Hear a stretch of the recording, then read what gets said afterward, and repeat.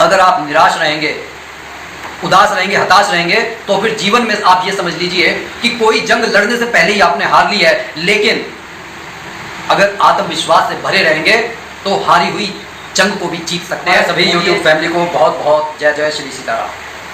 देखिए, आज जो बात मैं कर रहा हूँ वो किसी शास्त्रों के आधार पर नहीं कर रहा, मैं एक साइंस के आधार पर कर रहा हूँ, क्योंकि आजकल लोग तर्कशास्त्री ज़्यादा हो गए हैं और सारे तर्क जो हैं वो सनातन धर्म के ऊपर ही छोड़े जाते हैं, जो तर्कों के तीर हैं।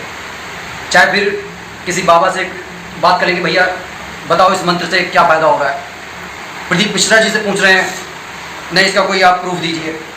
देखिए, प्रूफ तो बहुत सारी चीज़ों के दिए नहीं जा सकते। कई बार व्यक्ति को सपने में बहुत सारी चीज़ें महसूस हो जाती हैं और वो आने वाले जीवन में घटित हो जाती हैं, और जब साइंस कहता है कि भैया वो डायमेंशंस का चक्कर है कि हम 3 डायमेंशन में रह रहे हैं, लेकिन अब 4th डायमेंशन भी आ रहे हैं, 5th डायमेंशन भी आ रहे हैं, और रामायण के अंदर तो पता नहीं कितने 99 डायमेंशन तक बता रखे हैं। लेकिन जब सही बात भी है, भाई ये पढ़ाई लिखाई कब काम आएगी कि आदमी जब तक तर्क ना करे। लेकिन ज़्यादातर तर्क जब कुतर्क की कसौटी पर कसे जाते हैं तब उस समय, लेकिन दुख इस बात का होता है कि ज़्यादातर जो वो कुतर्क है वो सिर्फ सनातन धर्म के लिए और किसी धर्म के लिए नहीं है। और ज़्यादातर जो ये तर्कों के तीर मारने वाले हैं अपने ही में से पैदा हुए तर्कशास्त्री हैं, जो सिर्फ ये मानते हैं कि उन्होंने मेहनत की है तो दूसरा बंदा भी मेहनत करके उस चीज़ को हासिल कर सकता है। लेकिन कर्मों का ऐसा खेल है कि एक ही दिन, एक ही समय पर पैदा होने वाले हजारों लोगों में से सिर्फ एक अडानी या अंबानी बन पाता है, बाकी सब क्यों दर दर की ठोकरें खाते हैं। क्योंकि हमें मालूम है कि सेकंड से भी छोटी इकाइयां हैं और जिन्हें होरा शास्त्र में बहुत सेकंड से भी छोटे छोटे कणों में उनको बांटा गया है, और उससे ये पता लगाया जाता है कि कौन सा ग्रह कौन सी स्थिति में था। लेकिन मैं इस विषय को ज़्यादा ना बढ़ाते हुए अपने उस पॉइंट पर आ रहा हूँ कि हनुमान चालीसा सबको क्यों पढ़ना चाहिए। और आज कोई शास्त्र आपको नहीं बताएंगे कि आपको क्यों पढ़ना चाहिए, क्योंकि वैसे भी आदमी सिर्फ वो काम करना चाहता है जिससे कुछ उसे लाभ मिल रहा हो। प्रभु का आभार प्रकट करने वाले ऐसे बहुत कम लोग होते हैं जो ये विश्वास करते हैं कि नहीं, प्रभु हमारे साथ गलत नहीं करेंगे, लेकिन हमें उसको नहीं भूलना, ये हमारा कर्तव्य है, ये हमारी ड्यूटी है। लेकिन जब इसी शास्त्र की बात को जब साइंस कह रही है, और क्या कह रही है साइंस कि हनुमान चालीसा हमारे को क्यों पढ़ना चाहिए, तो उसमें मैं सबसे पहले बता दूं कि ICMR और एम्स रिसर्च की ये रिपोर्ट है। दूसरी, journal of evolution of medical and dental sciences में नीरा आर्य और उनके सहयोगियों के शोध के आधार पर इस निष्कर्ष पर पहुंचा गया, और चाहें तो गूगल पर इसको खंगाल भी सकते हैं कि हनुमान चालीसा को पढ़ने से बीटा वेव, जो हमारे ब्रेन में जो वेव्स हैं वो बीटा वेव अल्फा स्टेट में हमारे को लेकर चली जाती हैं, जिससे जो स्ट्रेस हार्मोन है सेरोटोनिन, उसका लेवल, जो उसका स्तर है वो नीचे चला जाता है। और इससे होता क्या है कि हमारे शरीर के अंदर सेरोटोनिन और डोपामिन जो जिन्हें खुशी का हार्मोन बोला जाता है, जिसकी वजह से हमारे को, जैसे कोई व्यक्ति रील्स देख रहा है, अब वो एक रील देख रहा है उसमें मजा आ रहा है, दूसरा, तीसरा, चौथा, और इस तरीके से घंटा, 2 घंटा, 4 घंटा, पूरा घंटा, 24 घंटा सब गुजरते चले जाते हैं। क्यों? क्योंकि वहां पर हमारे को कुछ मजा आ रहा है, लेकिन वो मजा हमारे को कुछ दे नहीं रहा, सिर्फ समय को वेस्ट कर रहा है। वहां पर एक्चुअली हमारे जो मूलाधार चक्र पर इतना प्रेशर पड़ रहा है कि वो हमारा डैमेज हो रहा है। लेकिन हमारे को चाहिए वो चीज जिससे हमारी खुशी बढ़े, आत्मविश्वास बढ़े, हमारे मन के अंदर स्वाभिमान पैदा हो, और साथ ही हमारा मूलाधार चक्र मजबूत हो। मूल आधार, हमारे व्यक्तित्व का मूल आधार, नाम से ही मूल का मतलब रूट और आधार। आपको मालूम होगा अगर कोई बिल्डिंग की जो आधार, उसकी नींव अगर कमजोर होगी तो वो बिल्डिंग जल्दी धाराशायी हो सकती है, वो मकान जल्दी गिर सकता है। बिल्कुल उसी तरीके से ये जो शरीर है ये मूलाधार चक्र पर डिपेंड है, और जब हमारा मूलाधार चक्र कमजोर हो जाएगा, रूट चक्र जब कमजोर हो जाएगा, कहने का ये अर्थ है कि अगर किसी पेड़ को कमजोर करना है, उसे खत्म करना है, तो आप उसके रूट को काट डालो, वो पेड़ ऊपर तक उसका कोई पत्ता, कोई शाखा, कोई फल फ्रूट, वहां तक कुछ भी जो उसको पोषक देने वाले तत्व वहां तक नहीं पहुंचेंगे। तो ये शोध हमारे को ये बता रहा है कि इससे जब डोपामिन रिलीज हो रहा है, तो तमाम चीजें हमारी बैलेंस हो रही हैं। क्या बैलेंस हो रहा है? हमारा बीपी बैलेंस हो रहा है।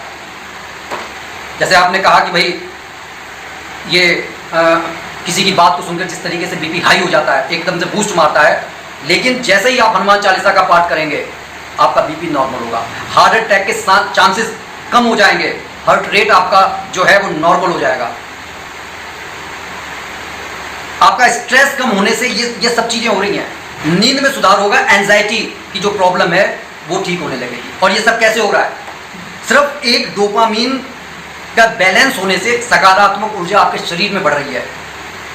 और उसके बढ़ने का जो वो तरीका है, वो कारण ये है क्योंकि जब तुलसीदास जी ने हनुमान चालीसा की रचना की, जिसके अंदर 40 छंद हैं, वो रिपीटेटिव हैं, मेडिटेटिव हैं। कभी आपने देखा होगा कि आपको कोई संगीत बहुत ज्यादा अच्छा लगता है, आप उसको बार बार सुनना चाहेंगे, और जैसे ही आप सुन लेंगे तो धीरे धीरे से आप अपने आप को रिलैक्स महसूस करते हैं।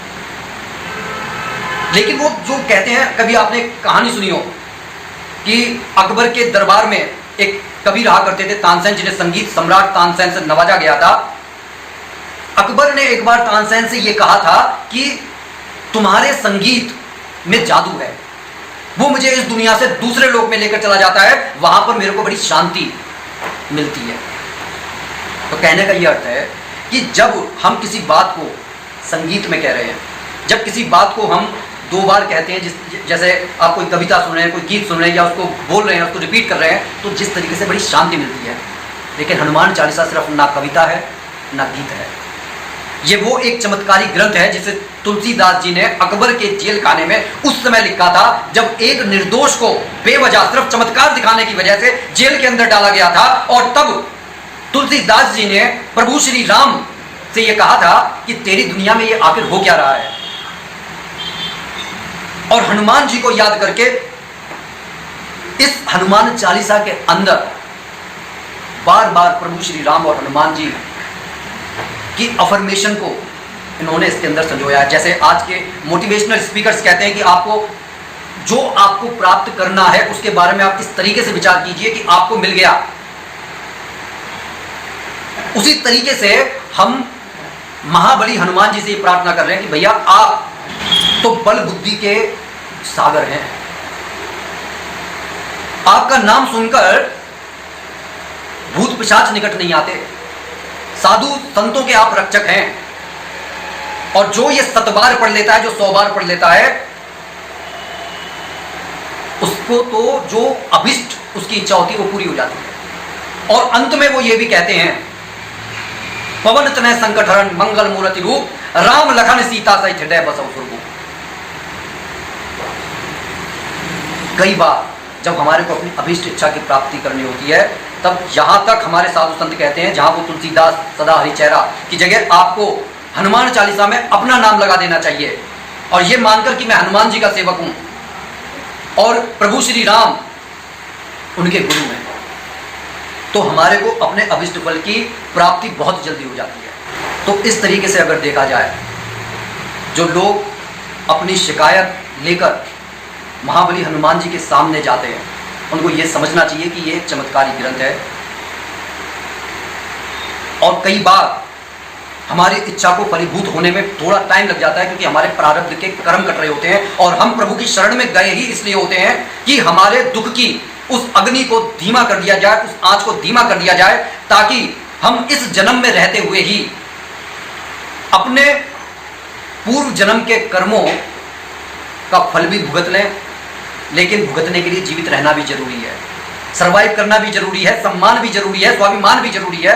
और ये सब मुझे सिर्फ आपकी कृपा से मिल सकता है। और जिन पर उनकी कृपा हो जाती है, तो अगर उसे फांसी भी होनी होती है ना, तो उसके प्रारब्ध के जो वो कर्म है, वो उसे सिर्फ कांटा लगने जितनी चोट दे देते हैं।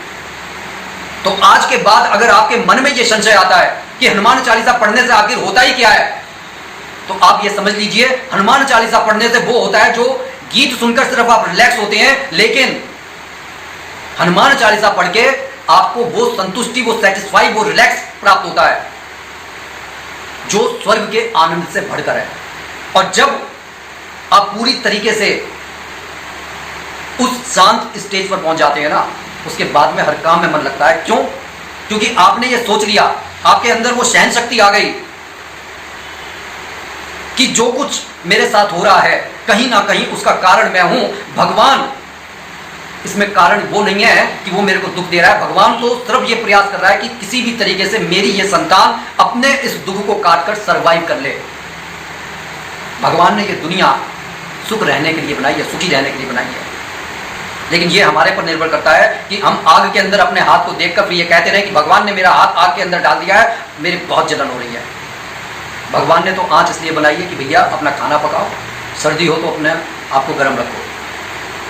कुआं इसलिए बनाया गया है कि भैया आप उसमें से पानी निकालो और पी लो, अपने आप को शीतल कर लो, लेकिन कोई उसमें डूब मरे, इसमें कुएं की गलती नहीं होती। अगर आपको ये बातें समझ में आ रही हैं तो इस बात को अपने दिमाग से निकाल दीजिए, इस भ्रम को अपने दिमाग से निकाल दीजिए कि हनुमान चालीसा में कोई शक्ति नहीं है। हनुमान चालीसा को आज जब ये साइंस प्रूव कर चुका है तो कम से कम आप और कुछ मांगने नहीं जाते, कम से कम अपने दिमाग को, अपने शरीर को सेट रखने के लिए जा सकते हैं। क्योंकि अगर आप निराश रहेंगे, उदास रहेंगे, हताश रहेंगे तो फिर जीवन में आप ये समझ लीजिए कि कोई जंग लड़ने से पहले ही आपने हार ली है। लेकिन अगर आत्मविश्वास से भरे रहेंगे तो हारी हुई जंग को भी जीत सकते हैं। बोलिए जय जय श्री सीताराम।